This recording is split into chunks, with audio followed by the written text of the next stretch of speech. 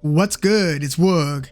We have one of the greatest Irish boxers in history looking to avenge her only defeat while also re-attempting becoming an undisputed champion in a second division. We've got Chantelle Cameron, 18 wins and 0 losses, defending her WBA, WBC, IBF, and WBO female light welterweight titles against Katie Taylor, 22 wins and 1 loss. That 1 loss, again, coming at the hands of Chantelle Cameron. Earlier this year, it was May of 2023. Katie Taylor was moving up in weight. She had done so before and captured 1 title at 140. It was the WBO light welterweight title against Christina Leonardo. But earlier this year, she tried to become undisputed champion at 140 because Chantelle Cameron is currently the undisputed champion there, and Katie Taylor fell short via majority decision against Chantelle Cameron. Now, this was Katie Taylor's only official loss. I personally had thought that Katie Taylor lost in her first fight against Delphine Persoon. Usually when people talk robbery, I feel like a certain threshold needs to be met for that specific term to apply. I actually thought that it applied to Katie Taylor versus Delphine Persoon 1. But again, this fight against Chantelle Cameron was Katie Taylor's only actual loss. And if you look at the betting odds as they stand, Chantelle Cameron is currently a -185. So she's nearly a 2-to-1 favorite. Katie Taylor sits as a +145, at least according to DraftKings. Different books will have slightly varied odds, but Katie Taylor is a substantial, but pretty close underdog. And if you could really take anything away from the current betting odds, it's that people expect this rematch to go the distance like the first one did. I mean, if you're betting the over 8.5 rounds, it's at a -1400. Whereas if you're going to try to bet under 8.5 rounds, you're getting that at a +600. So the vast likelihood, at least according to the odds makers, is that this one goes the distance. So, when I'm looking at Chantelle Cameron versus Katie Taylor obviously fought the, I would say, historic and groundbreaking fight against Amanda Serrano in April of last year. That was one of the biggest boxing events in the entire year. And, we've been wondering whether we were going to get a rematch of that. They have both fought a couple times since. We just saw Amanda Serrano go a full 12 rounds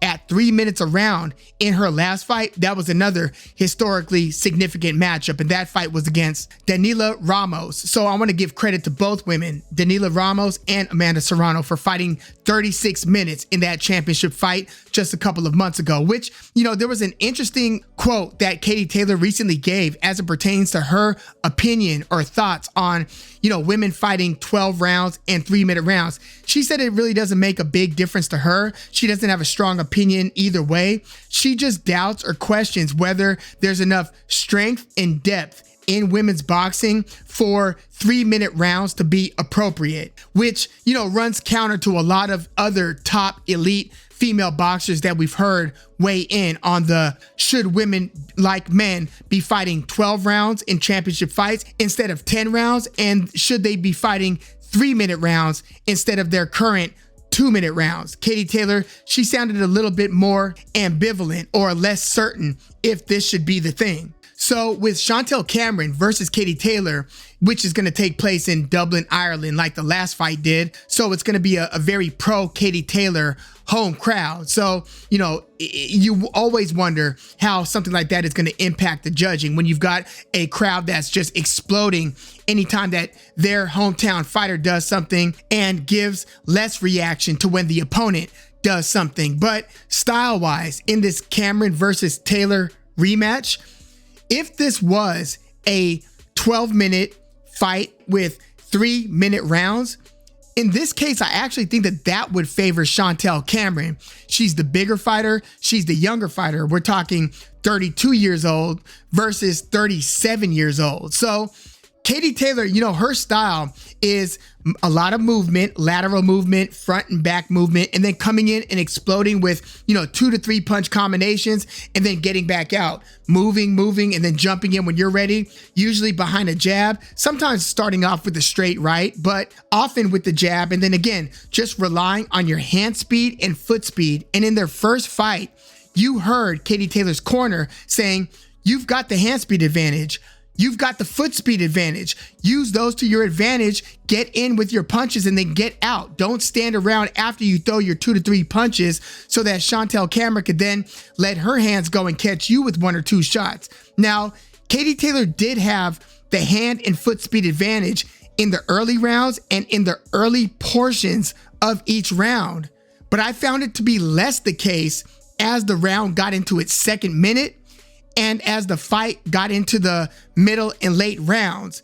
Katie Taylor wasn't able to move as much, and with Chantelle Cameron's jab-heavy style, it felt like she was walking Katie Taylor down, and Katie Taylor wasn't showing enough head movement. Her head was on the center line, as they say, and so when Chantelle Cameron's coming in with the jab, she's popping Katie Taylor, and then Katie Taylor looks like when she's throwing her punches, she's having to kind of time things perfectly and sort of throw punches outside of and around the up the middle jab that Chantelle Cameron is throwing. So Cameron looks like she's kind of winning this dimension, the straight punches dimension, and then Katie Taylor is using her hand speed to try to break off 2 to 3 shots, either after Chantelle Cameron throws that lead jab or beating Chantelle Cameron to the punch and letting your hands go before Chantelle Cameron's even able to get that jab off. Now, Chantelle Cameron every now and then will throw a nice right hand lead, but usually she's gonna go pop,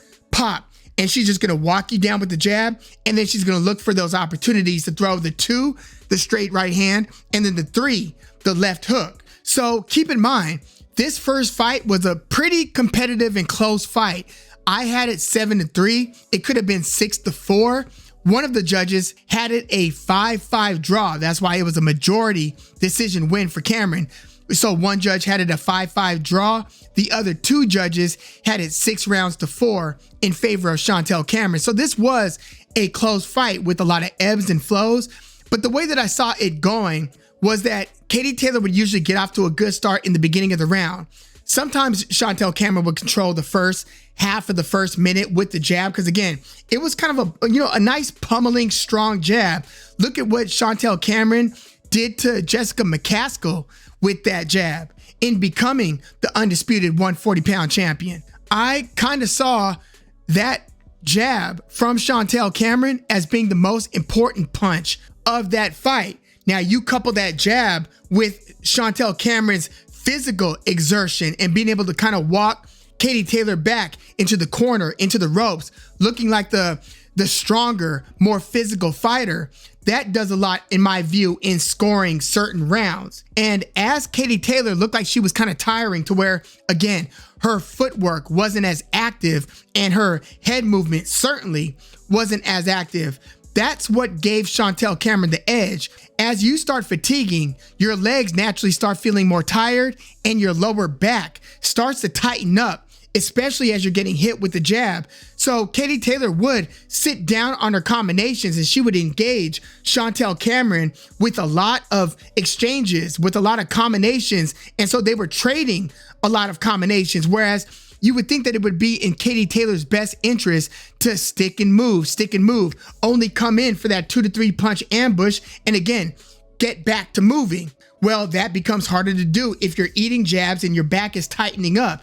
And all of a sudden, you start looking a lot more stiff and you are not moving your head from side to side anymore. So Katie Taylor, her head movement was largely gone through much of the second half of the fight. If she can approach this fight in a way where she is moving and making it a point not to just eat those Chantelle Cameron jabs, then there's a chance that she will have more active feet for a longer portion of each of these 2-minute rounds. Again, I think that it benefits Katie Taylor that these are 2 and not 3-minute rounds because of her kind of high-paced, fast-paced style. So I do see a clear path to victory for Katie Taylor. That again, it involves head movement, it involves fewer exchanges, more movement, and beating Chantelle Cameron to the punch. Don't stand there and trade. Don't be more stationary and eat those jabs. The question is, now that she is 37, in their first fight, she was still 36. So she's 37.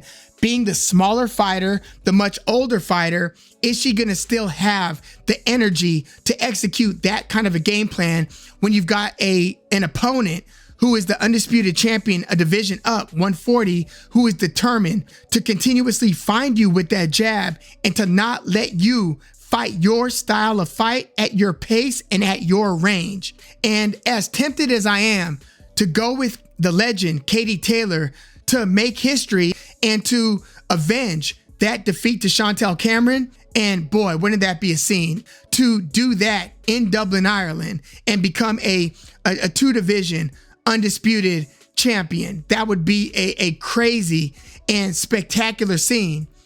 As much as I'm tempted to pick Katie Taylor, I'm going to go with Chantelle Cameron to pull off another close and competitive decision win. Because as much data as Katie Taylor has gathered from their first fight, Chantelle Cameron has also gathered her significant amount of data. So I think that she's going to make certain adjustments to try to further control the action in this one. And I just trust the 32-year-old legs and energy expenditure over the 37-year-old legs and energy usage. And, you know, I said close and competitive, but clear decision win. Again, that gets a lot tougher and muddier when you've got these super fast 2-minute rounds and only 10 of them. So I wouldn't be surprised with another split decision, majority decision style win, because it's tough to judge a lot of these 2 minutes. Sometimes that third minute can allow one fighter to kind of pull away on that particular round's scorecard. So yeah, I'm gonna go Chantelle Cameron with another close decision win. Thank you, by the way, for dealing with me in this video vocally. I was coming off of a cold not too long ago, and my voice has been the last thing to recover. So if you also watch my David Benavidez versus Demetrius Andre breakdown, which please check that out if you haven't. Thank you for bearing with me. My voice should recover very soon. I've been drinking a lot of tea. It's a Rick and Morty mug, but I've been drinking a lot of tea to try to accelerate and expedite that vocal recovery. But yeah, I'm going Chantelle Cameron to retain her undisputed light welterweight champion status over Katie Taylor in this rematch. But yeah, let me know your thoughts on this one. Who do you see winning and how? And win or lose, what do you think would be next from Katie Taylor? Even if she loses to Chantelle Cameron, should she go ahead and pursue a rematch against Amanda Serrano? Let me know your thoughts in the comments. And by the way, have you checked out that recent article? I think it was in Boxing Scene, kind of updating us on Alicia Baumgartner's status.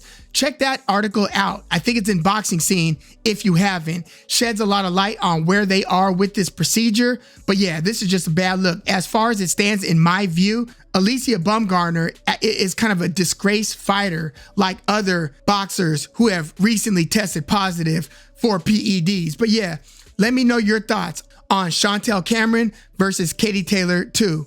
And please like the video, subscribe to the channel if you are into the fight talk. I'm Woog. Thanks for tuning in.